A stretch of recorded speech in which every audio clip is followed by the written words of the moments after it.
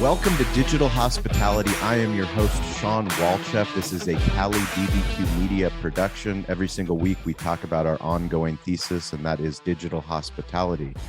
Every business needs to be in the digital business, and every business needs to be in the hospitality business. What exactly does that mean? Well, we are a barbecue restaurant that became a media company.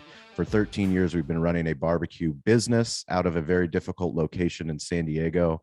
But because of the smartphone, because of all these different apps that have been created, we've been able to share our story with so many different small business owners, other people that are doing incredible things in the barbecue world, other people that are doing things podcasting, and other people creating content and sharing stories about their business on all these different apps. So every single week, we like to bring on people that that inspire us, people that we admire. And if you listen to this show, you know that we care a lot about branding. We talk about Cali BBQ Media, digital hospitality.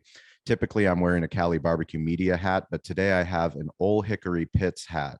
So the only reason I do that is because today we have a very special guest, and it is the founder of Ole Hickory. It is David B. Knight. He is a BBQ Hall of Famer. He has been in the barbecue business since 1974, supporting barbecue restaurant owners, caterers, pit masters, culinary schools all over the globe. They've built an incredible business, and I had the fortune of going with my wife, Rositza, and Jean back in 2016. We actually went out to Cape Girardeau. We got to shake hands with David. We got to meet his team. Luke gave us a tour of the old facility, the original Ole Hickory factory, which I believe is still working.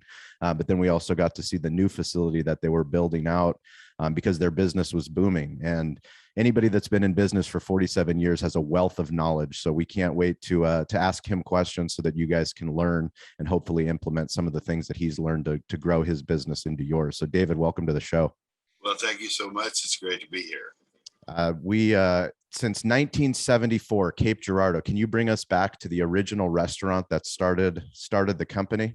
Certainly, I can. It's the original restaurant is in a historic building. It was built about 150 years ago, and it's right on the Mississippi River.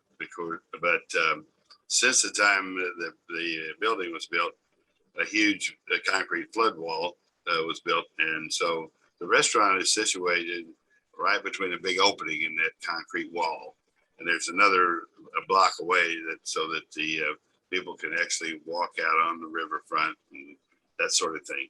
But anyway, the building had been abandoned for about 12 years, and there was talk about it being torn down. And I thought, well, that would be a very tragic thing to waste a resource like that historic building and turn it into a parking lot. And so I made an offer and was able to buy the building and just started from scratch rehabbing it. It had the old tooth and knob wiring in it, and no real plumbing that was any good. So we really just stripped it down, sandblasted it inside and out, tack pointed all the bricks. So it was quite an undertaking to take this building that had been abandoned for so long to get it up and running. But we started in July and we opened in December. So were you in the real estate business or the restaurant business when you made the purchase? Neither one. I was, perfect. At that point, I was a teacher. Okay, perfect. So you were a teacher and you decided you had enough time, your 3 months off, that you wanted to get into the restaurant business? Absolutely. Yes. That I went to school at Arkansas State University and graduated with an MBA. And I got a job teaching marketing and management down at Jacksonville State University in Alabama. Okay. And I did that for 2 years. And I thought, well, I kind of like to try the real world. I studied business, and just to keep talking about it is not quite as fun as actually doing it. Yes. And so lo and behold, I had this idea of a restaurant as the first business that I would want to go into. I had grown up. How old were you at the time, David? Oh, well, let's see here. I'm 300 years old now. Do the math. Let's see. That was 47 years ago, and I'm 73. So you do the math. 47, 73. What are we? So it's 47 years ago. 47. 1974. Okay, 1974. There you go. And so back then, the barbecue was kind of that one food cuisine that was off on the other end of town, or not nearly proliferated like it is now. But I had grown up in a town of Poplar Bluff. It's about an hour and a half from Cape Girardeau. And my best friend, his family had a barbecue restaurant. Mm-hmm. And I was just fascinated with How far was the barbecue restaurant from where you opened up? An hour and a half drive, Okay. 90 miles.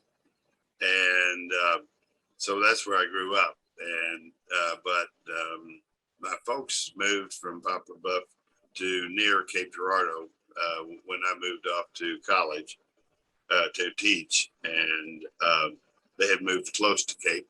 And I was visiting them, and I saw this building, and I just had one of those Eureka moments to let's see if we can make this work. So it was kind of a leap of faith. It's always a leap of faith getting into any business, but especially the restaurant business. But it was one of those stories that has a happy ending. Yes, absolutely. It's really been quite Were you married? Were you married at the time that you? No. That was years and years later.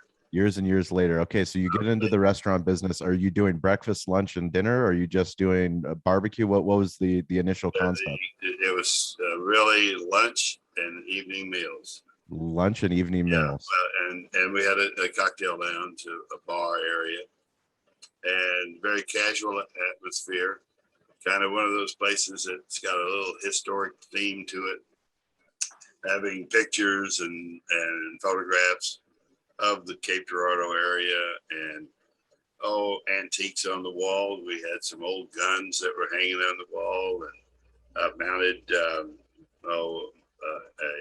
moose and a wild boar, and the place was kind of decorated with a pot-bellied stove and a player piano. Okay. So it was kind of, try to have something rather than just walk in and have tables and chairs. Sure. You wanted to create a hospitality. I mean, we're in the hospitality business. You want to create a memorable moment for someone. I'll tell you, a memorable moment was opening day of the restaurant. Tell me, I'd love to hear. Okay. Well, this is a little embarrassing, but they usually are. In the restoration process, we had sandblasted the building inside and out. And it had a very tall ceiling, but it was beautiful. It was just the beaded wood ceiling and that. And so we were, the restaurant is right across the street, not only from the Mississippi River, but also the Burlington Northern Railroad. Okay. And so opening night, a train came through. And every time it came, it would kind of shake the building a little bit. There you go. A little ambiance.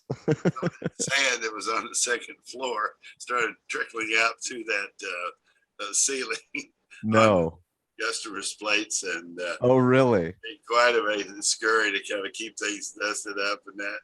And then the next day we came in early and tore up the second floor and vacuumed and sanitized it as best we could. But it's a little sketchy on the first day. Oh my gosh, I love that story. I appreciate you sharing that. I mean, in the restaurant business, if you're open for one day, it's an accomplishment. If you're open for any more than one day, but we all have stories like that, and it's crazy how much. I mean, I always talk about it. You have to run a marathon just to get a restaurant open, and then you realize you've run the marathon, and then it hasn't even started.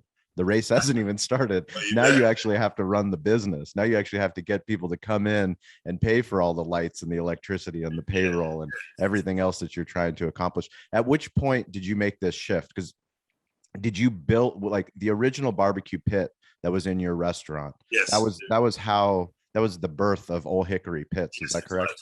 It was. And so I, back then there was no modern technology at all. And you only had two choices. You could use a barrel or a brick pit. And so I thought, well, this would be stupid to put a barrel inside this beautiful historic building made out of bricks. So I made it a big pit out of bricks. And I found some antique bricks that matched the patina of the bricks that were on the building and made it to look like it was supposed to be there. Great big thing. It was 10 feet wide and 5 feet deep and 3 stories tall, because this building had 3 floors on it. So we had to go up through the floors with a big flue, and to control the temperature. Inside that flue was a damper. You open it up, it would increase the airflow and the heat and so forth. And then to cool it, then you would close that, and that would moderate the temperature, which worked fine as long as the pit cook remembered to do that. But unfortunately, yes. So the actual true beginning of Ole Hickory Pits, the idea of building pits, came about the 3rd time the fire trucks came. The fire trucks came. This is right in the middle of downtown Cape Girardeau, right on the Mississippi River, and we're belching out all these sparks and flames and over the roofs of all the other buildings. So now, did you actually start a fire, or there was just so much smoke? Never did start a fire, but it certainly changed my hair color. Changed your hair color. Made you rethink the restaurant business. Made me rethink the whole thing. That's hilarious. So did you call the fire department, or did someone call the fire department on you? Yeah, whoever could get to the phone quick. Okay, that gives me a better idea of the story. Oh, yeah, it was sheer panic. So through the panic comes the inspiration. I mean, I love how entrepreneurs think. It's, you never know where the inspiration is to think that, 47 years later, you have barbecue pits in all the greatest restaurants, all the amount of the footprint that Ole Hickory has on the barbecue world, the restaurant world, the culinary world. It's so impressive. I mean, it's so impressive to go to Cape Girardeau, to where you have so much love for what you're doing for the craft of barbecue. And it's something that Gene, when we first met Gene, and he told us, if you want to learn how to do barbecue the right way, we'll teach you, and you can add some barbecue menu items to your restaurant. And I said, sure. And once we started doing it and started using the Ole Hickory Pit to slow cook ribs and slow cook brisket, all of a sudden we fell in love with the craft of barbecue, but we fell in love with your brand. We fell in love with the dependability of having something done where every single day we could work on being a little bit better at making brisket, a little bit better at making ribs. And over time, that story will go throughout not just our village, but all throughout San Diego. And then now that we're doing media, it goes all throughout the world. For you, looking back, seeing from those fire calls to go, well, maybe this isn't the restaurant business. Maybe there's a different business. How did you get from fire call to let's make a pivot and let's start to come up with what ultimately became Ole Hickory Pits? I think that the real impetus was the necessity of perpetuating the business. I'd spent a lot of time and all the money I had and then some to open. So it's not like, oh, okay, I guess I've had enough of this. I'll move on to something else. It's like, correct. Okay. And so there was a struggle for a long, long time to make the transition into any kind of a reliable. How many years in was it? Several years. Actually. Several years. We modify here and there and so on.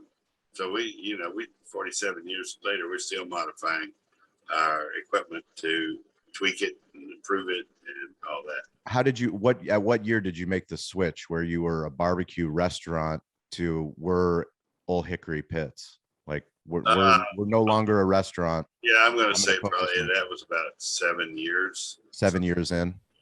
Did somebody take over the restaurant, or did you close the restaurant? Not until later. I held on to the restaurant for about 15 years. Okay. And did both the restaurant and manufacturing pits, and that got to be a 24/7 hour proposition. And so I said something's got to go. And I had made the point I wanted to make with the restaurant, as far as developing a casual atmosphere and good food with barbecue. So the choice would have been: do I want to do a chain of barbecue places, or do I want it to go the equipment route? Yeah.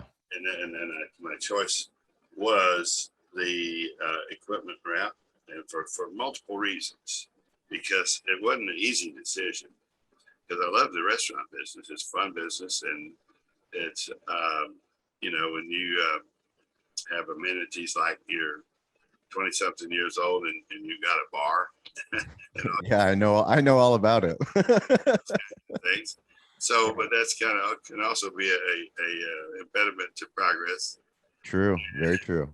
I guess one of the most compelling things was Friday afternoons, because on Friday afternoon in the restaurant business, well, everybody I knew was getting dressed up. I was getting stressed up. Friday's the busiest. That's good. I've never heard that before. That is the absolute truth of the restaurant business right there. Absolutely. And that's the commitment that a restaurateur has to make. Yes. When the customers are there. We work when everyone plays. Yeah. Yeah. So anyway, the barbecue pit business is different in that it's I wouldn't be so simple as to say it's a 9-to-5 job, but it's not that constant weekend commitment. Sure. I get a weekend off, or if the weekend is now I mix business with pleasure. We have a lot of barbecue events that we go to. Yep. Getting ready to go to St. Simon Island here later this month, and then going to Kansas City for an event. We just came back from Orlando, Florida. All of these events where people are celebrating barbecue now. Yeah, it's kind of fun, and it's almost like mixing business with pleasure. It's amazing. You've built a business where you can make a bigger impact than you could as a single restaurant. You literally, your tagline of your company is we want you to barbecue at your best. Right. You're enabling someone like me in San Diego that we're not known for having great barbecue on the West Coast, but because of the equipment that you provide us with, we're allowed to build a business and utilize that in a way that allows us to make a bigger impact. We can start a barbecue podcast. We can make barbecue content, and somebody in New Zealand can see that. Somebody in the United Kingdom can see that. It's very exciting for us to be a part of this barbecue community, this global barbecue community. Well, I'm so delighted to have you a part of this community, and you've got a beautiful future, because by using the internet technology and using the different media and so forth, the world is your oyster. I appreciate that. And that's the thing that excites us the most, is when we have partners like Ole Hickory or Toast as our point of sale company. I mean, the imprint that Toast has on the United States market, it's significant. We're talking about 26,000 restaurateurs where they're utilizing this technology to become a digital first restaurant. You ship Ole Hickory Pits all over the globe. Is that correct? Oh, yes. So which market? That's quite an accomplishment now.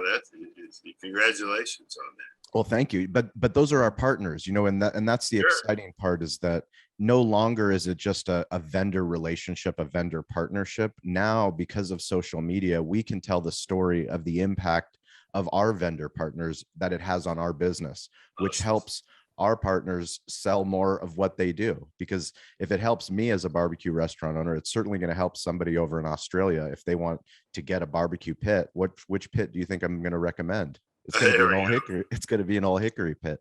So when was the so you go from a restaurant to a pit manufacturer.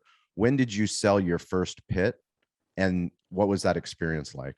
Well, let's see. The first pit, good grief! Now you give me a math test here, but I'm going to say in the not the year, but more of the experience. Like I'm looking for more of when you knew that this could actually become a legitimate business, where somebody bought the pit or multiple people started asking you, hey, Dave, can you make me a pit for my restaurant? Sure enough. Well, we sold a few within a reasonable range of Cape Girardeau, just kind of people that we knew and said, hey, try this, and they liked it and bought it. And so it became very apparent that there was a need, because everybody was having the same problem of the fires and the control and the waste, the consumption of wood and the shrinkage on the meat. Everybody was having the same problems. So it was pretty easy to figure that that's what marketing is all about. I'm sorry, this No problem. Keeps going off here. But that threw me off here. Where are we? Anyway, it was over a period of time that we one restaurant owner says, Dave, can you make me a pit? And yes. Another restaurant owner hears about it, and then they go, Dave, can you make me another pit? Right. We went actually door to door. Oh, really? So you started for a while. Was it actually you going door to door? Yes. Of course. Pull it with a car instead of a truck. Couldn't have both. That's great. And but anyway, one leap of faith was to go to a trade show. Okay. And we went to a trade show out in Oklahoma City. And we just happened to run into a pizza company that was getting out of pizza, and they wanted to do barbecue. Okay. And it was called Pizza Planet. And I don't know what the competition was or whatever, but they just wanted to do something fresh and new. And so they started a company called Crockett's Smokehouse. And we sold them a pit and delivered it, got it all set up. And we didn't even get back to Missouri. They're trying to call us. Okay, guess we need another one. Oh, really? Yeah. They got it last. And how many employees did you have at that point? Definitely just two. Just two. You gotta build these pits faster. You got to start somewhere. So that was one. It's me and this guy working in the shop there, welding, all that. So that's fantastic. So how many employees do you have now? Between 40 and 50. In between 40 and 50. And do you still have both locations, or have you moved out of the old? We still have both locations, but we've moved all the manufacturing out to our facility by the airport. Okay, perfect. Ash Road, and that's where the manufacturing. Our offices are still downtown. Okay. But eventually we'll move those out there as well. I'm doing a development on the riverfront, the rest of the riverfront. That's 2 blocks from the old restaurant, and to fill the gap between historic downtown and the casino. That was another side project I did. Did you do you did the casino? Yes. Yeah. Amazing. You got to fill up your extra time with something. You know? So tell me about the casino project. I didn't know you were a part of that. Yeah. I have people ask me, well, why in the world would you want a casino? And I said, well, the same reason a machine gun killed, they robbed banks. That's where the money is. That's 100%. Yeah. We opened a sports bar. I much would prefer a sports book than a sports bar. Yeah. There you catch it on. Yeah, 100%. So how did you get a casino built? I'm fascinated. My gosh. Was it harder to build the barbecue business or the casino? Well, actually, the barbecue business was more complicated than that, because this, in a manner of speaking, came to me rather than me going out. It just kind of, I was in my office one day, and 2 gentlemen came in, and they wanted to sit down and talk, and I said, okay, what? And they were interested in a piece of property that I had. And it was a building up the street from where the office is now. And come to find out, this was when the very beginning of riverboat gambling in the state of Missouri. Okay. And they were checking out and getting a location if they were able to get a license. And they liked Cape Girardeau a lot. And it was Boyd Gaming Company from they owned the Stardust. They're still around. Board Gaming is. But anyway, they talked me into giving them an option on the other building. Mm-hmm. And that because they needed it back then. The boats had to cruise on the river. Yeah. and that my property was right across from where they would have to tie up the boat. Yep. And they needed that for valet parking. So Okay. that's how I got to know the Boyd group and went through a whole process. Long story short, they left Missouri because the rules were really strict about cruising on the river. They opened in Kansas City first. They were allowed 2 licenses by the state, and they wanted to go with a bigger market in Kansas City, and got a bad location, and it looked like you were going through an oil field to get to the casino. So they finally just threw up their hands and said, "We're out of Missouri." So I just bought back a lot of the land that they bought and just sat on it and got back to building barbecue pits. And then about 10 years later, I had an aha moment thinking, that's about time they're about to run out of licenses here. I better go back up there. And actually, I went up to Jefferson City. They called it a meeting. And the meeting was originally scheduled for Wednesday. And they called me the week before and said, "We need you there Monday." And I knew something was up. And I get up there. It was basically a kangaroo court. He said, "We've decided not to take any more licenses." And I said, "What?" He said, "No, yeah, we're going to cap it at 13 casinos. We've already got 13, and you would be number 14, and so you're out." And so that kind of hurt my feelings. And for sure. Took it to the Missouri Supreme Court. Good for you. I love it. That's what my grandfather would do. I filed a suit against the Secretary of State. Yes. State auditor over the ballot measure that they used to limit the number of licenses. Good for you. By that time, several years had passed, and they already were in St. Louis and Kansas City, and that the law said you had to be on the Mississippi River or the Missouri River.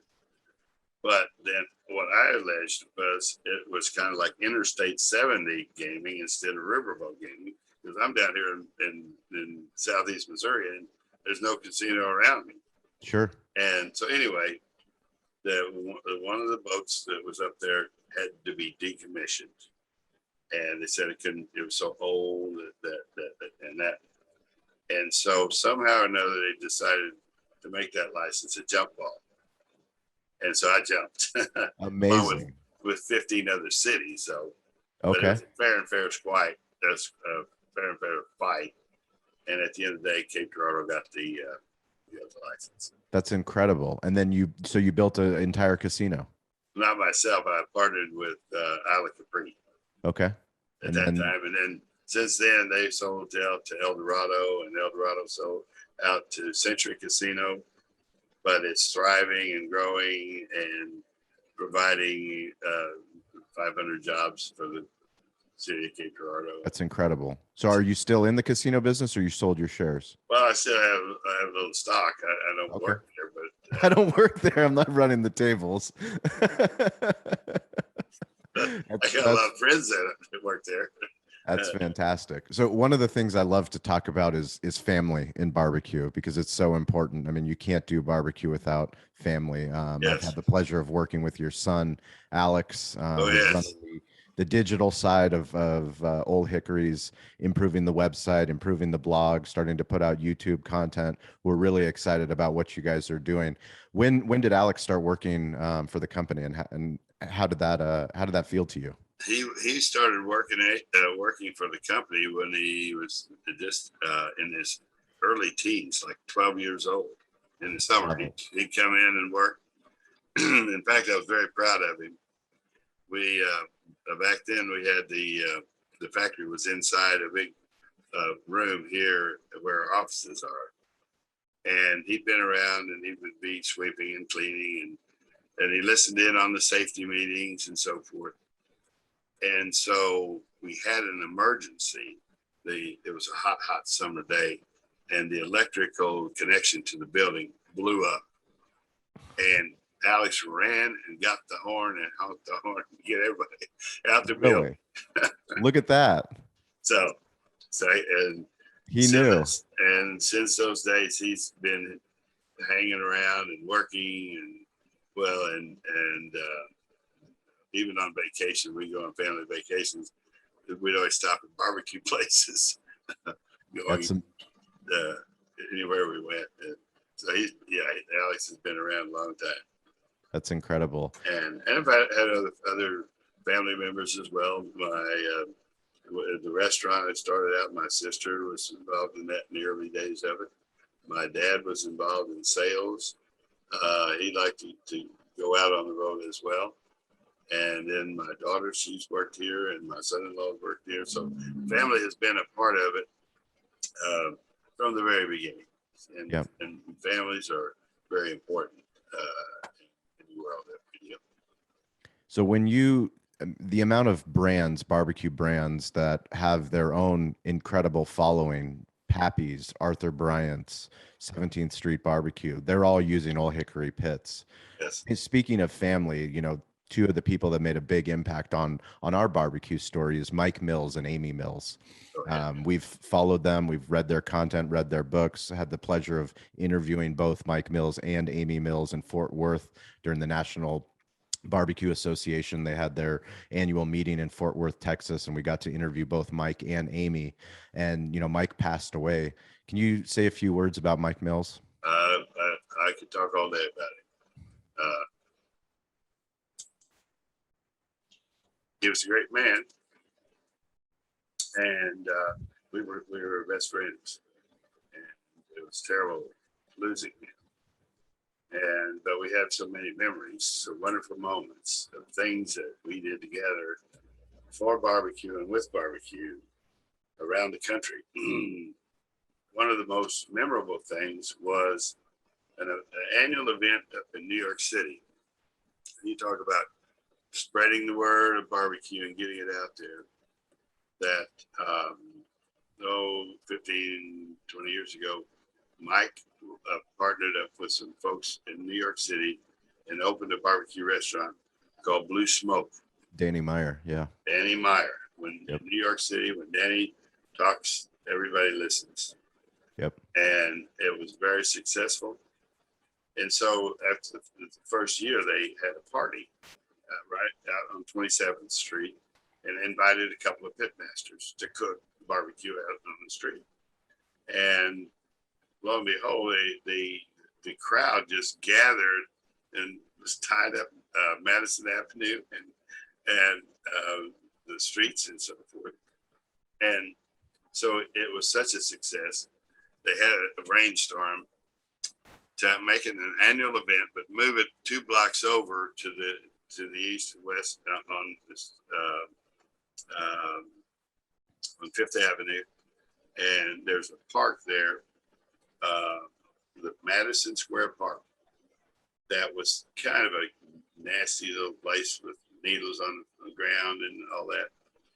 And Danny Meyer with Mike and the group up there worked a deal if they could use money to clean up the park, that they would do barbecue around there and have a 2-day event.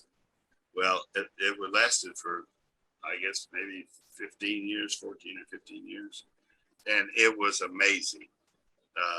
When it first started, Mike called me and he said, "You're not going to believe this." I said, "Okay, I'll bite. What's going on?" He says, I'm sitting in a chair in the middle of Madison Avenue cooking barbecue. I said, really? And so then it wasn't long that I had to go up there and join in the fun. And my daughter went with me back then. And we went up and spent time at the event and met all kinds of people and all that stuff. And it was an annual trek every year to go to New York City and meet barbecue people.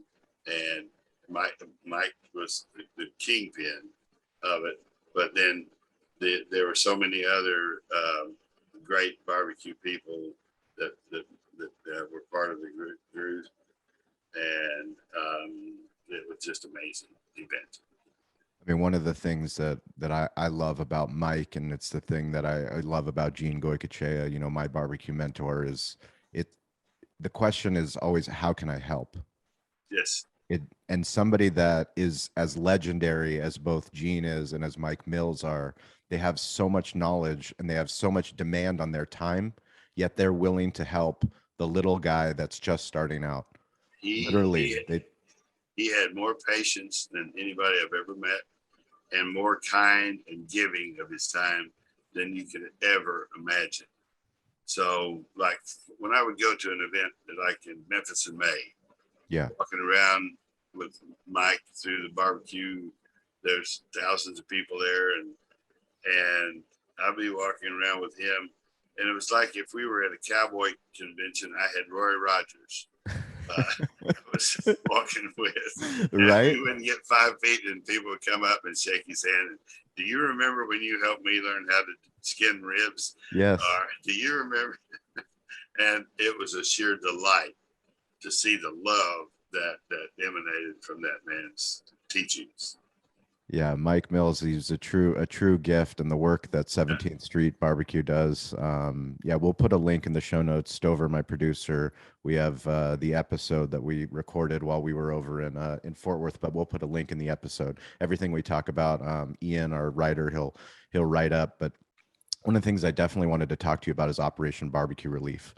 So much of what I'm compelled by the barbecue community is the fact that it's in the Mike Mills way, the Gene way. It's how can I help? How can I give back?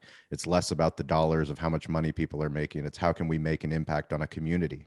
Sure. And Operation Barbecue Relief is something that is just incredible. Can you talk about your partnership with Operation Barbecue Relief and what do they do? Yes. Operation Barbecue Relief was founded about 10 years ago. We had a terrible tornado in Joplin, Missouri. And spontaneously, the barbecue community, a lot of my barbecue buddies, showed up there with their pits because they knew that the infrastructure was wiped out, no power, no anything. And that they showed up and started cooking barbecue, and they wound up staying for weeks, actually. It was so devastating. And after that event, they came to me and said, hey, there is a real need out there for a emergency response team that can feed people like that on short notice. And could I provide them with firepower? And I said, yes, I can. But the story goes actually 6 years before that. My son Alex and I, it was long about that same time of year. And I got a phone call from a salesman that I had at that time in Jackson, Mississippi. And he said, we need your help. And so I said, what happened? And he said, well, this hurricane that we had, Hurricane Katrina, has done damage beyond belief. And we got to feed people some way. Can you bring some pits down? And so I said, yes. We had a gooseneck trailer, and Alex and I, he was a little bitty fellow. He was like 12 years old. No, he was by that time maybe 14. And we piled in the truck and went all the way down and dropped those pits off, and they dispersed them from there to feed Katrina. So that was the wow. That's what planted the seed in my mind 6 years later, when these guys took their time to come and actually form an organization. I didn't have to think twice. I said yes.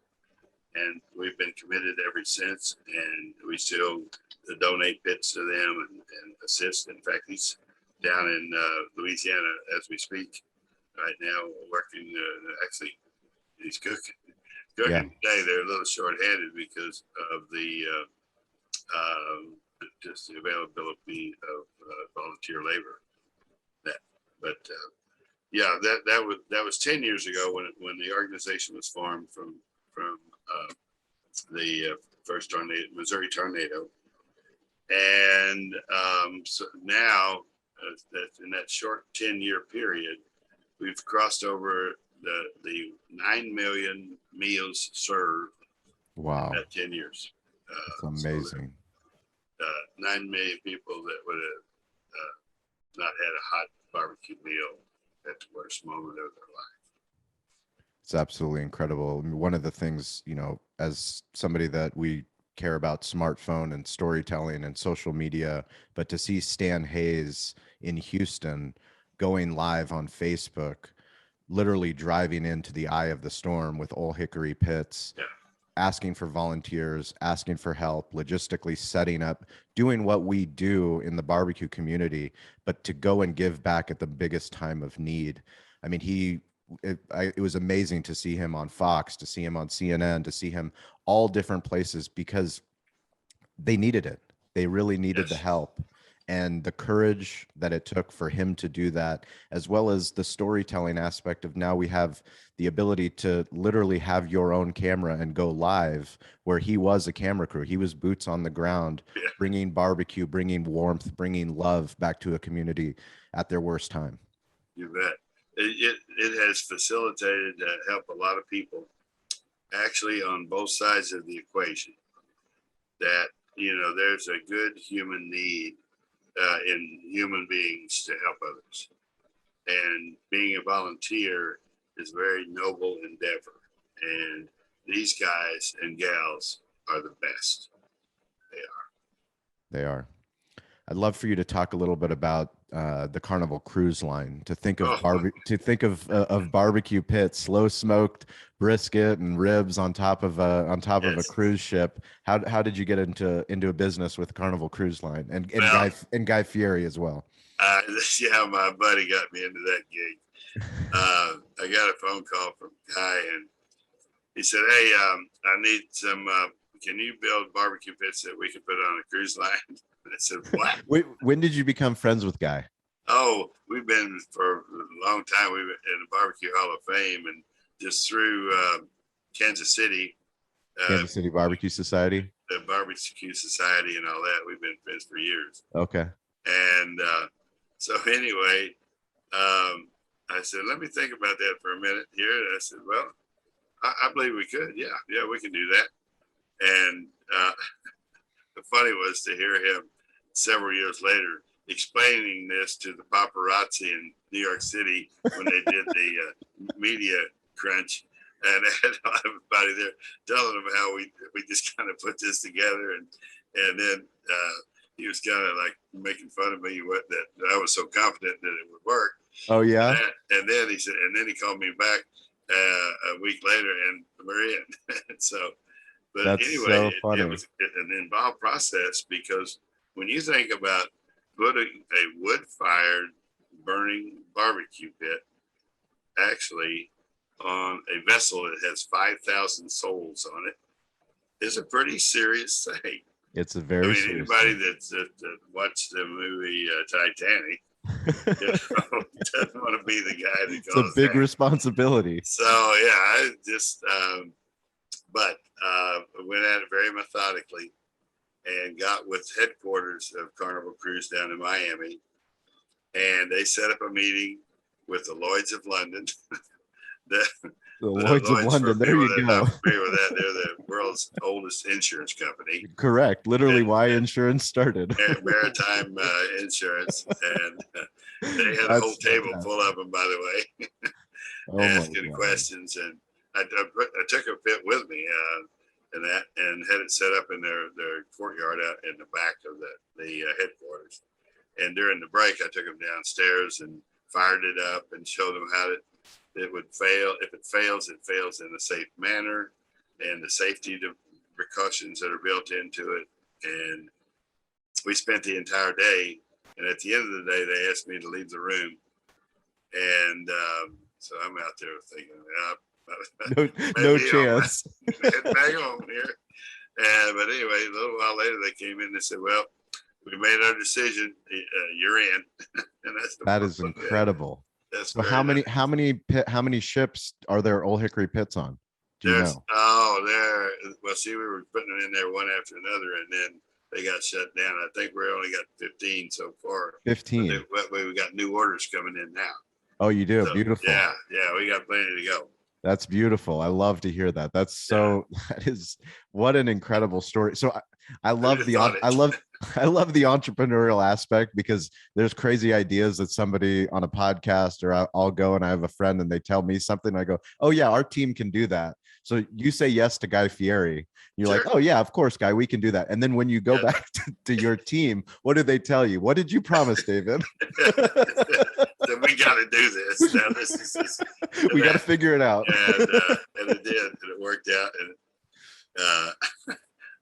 we had, in fact, after this deal in New York City was quite a deal. They had all the paparazzi there, and he was up there at show and tell, and had the Pits in this room with us, and he went through the whole thing. And so then after that, we did a promotion down in Texas at the Texas State Fair. Guy called me and he said, "Hey, we're going to be at the fair, and I want you to come down. I want to do a barbecue contest. And I want you to take care of that part of it." I said, "Well, I can do that." And he said, "But I want you to get there a day early." The guy's a thrill a minute. He just never, "Okay, I'll be there. Where do you want me?" And he gave me his name and this address. So I show up at the address, and it's a restaurant. And he said, "Before we do the thing back at the state fair, I got a little work to do, and I want you to come along with me." Well, we shot 3 episodes of Diners, Drive-Ins, and No Dives way. one day. Yes, sir. Amazing. Yes, sir. And the first one was, it was kind of funny. I think it was Ethiopian cuisine. And I said, "What are they serving, air?" Ethiopia, those people are really skinny. Yeah, what do they got? But it comes to find out they do have a complete Ethiopian cuisine. Yeah, there's a couple amazing Ethiopian restaurants in San Diego. Yeah, it was very tasty too, very classy. But then the second place, I thought I was going back to the thing. He said, "No, get in the limo here. We got 2 more stops. And this next place is a barbecue, and I want you in it." And I said, whoa. Oh, really? He put you on camera. Yeah. Beautiful. I don't have a script. I don't have anything. What? We'll make it. We faked it. That's amazing. And it was so fun. It was the title of it. If anybody want to look at it, it's called Bird and Beef. Bird and Beef. Well, we'll put a link. We'll put a link in the show notes for sure. Yeah, the guy, the restaurant featured items were smoked duck and barbecue beef brisket. So he cooked those up for us, and it was pretty fun because every time he would say duck, then Guy and I would take our heads. He was saying duck for another purpose. That is incredible. Total fun. So can you bring us back to when you got inducted to the BBQ Hall of Fame? What did that mean to you? It means that was quite an honor because it's very few people are in there, and I felt very, very humbled by being up there with the giants in the industry, and so it was a very, very humbling event, honestly, and I've been proud ever since to be a part of it. So now we have Weber that's done their IPO. Traeger has done their IPO. Can we expect an Ole Hickory IPO this year? No, this is I'm having too much fun. I'm just teasing. Then you wind up just dealing with you've got enough in the casino business and barbecue business. Yeah, I got enough to keep me busy. No, don't have an interest in going public. Because it's personal. It's really a fun sort of business. And Warren Buffett said that the happiest man in the world is the one that dances to work every morning. And you can see me skipping down the sidewalk, going to the office because I still enjoy it. It's being able to do things like this today, to spread the word and talk to people of kindred spirits about barbecue and the heartwarming effect it has on human beings. It's amazing. It's a great business. It's truly an honor. I mean, for us, we've had 2 Ole Hickory Pits for 13 years that have built our brand, built our business. We've done over $30 million in sales just using those 2 pits. And now we've added 3 more pits in the pandemic. We're building a master smokehouse. We plan on having 10 Ole Hickory Pits and building a media center around it so that we can teach other people around the world how they can build one location, a commissary kitchen, and then have these ghost kitchen micro locations so that we can get more barbecue to more people. We can make a bigger impact on the world.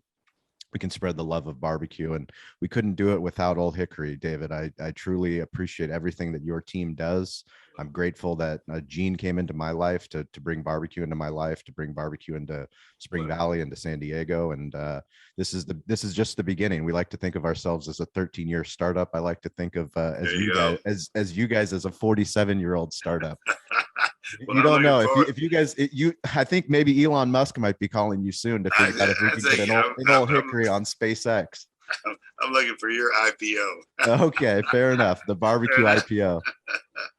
No, congratulations on your success. And our favorite thing is to shine in reflected glory of the successes of our customers, that you guys make us proud.